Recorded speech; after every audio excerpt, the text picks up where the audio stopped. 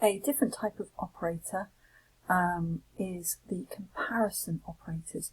When we learn to do our sums and numbers in school, we use equals to mean give something the value, make something become equal to, and that's what we were talking about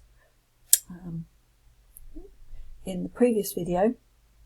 But we also use it to mean check if something is the same as, check if something is equal. You'll be familiar with the greater than and less than, but in programming, if you want to check if something is the same as something else rather than changing its value to something, you use the double equals.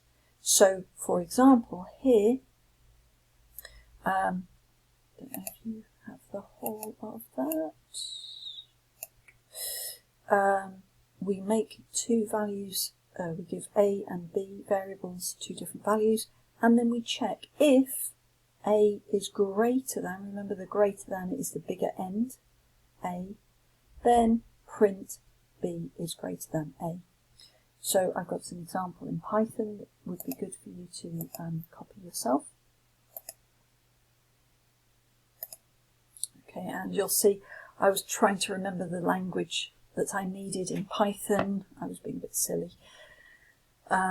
So I've tried it a few times and didn't get it to work the first few times because I'm an idiot. So here we're putting 5 into first number, 20 into second number. We're adding them together and putting them into answer. And if answer is the same as 25, then print that answer. I could say, so if I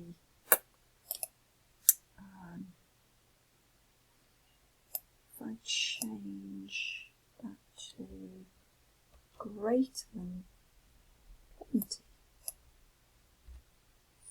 so I'm going to add 5 and 20, and then if the answer is greater than 20, I'll run the answer as well.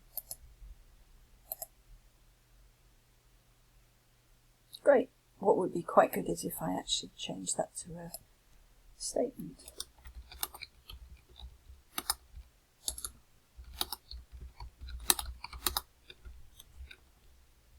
Okay, I'm going to try one more time.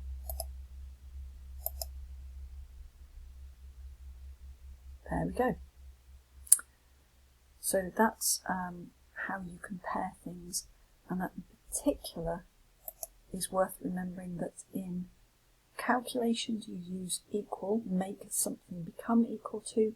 If you're seeing whether it is equal, then you use the double equal sign.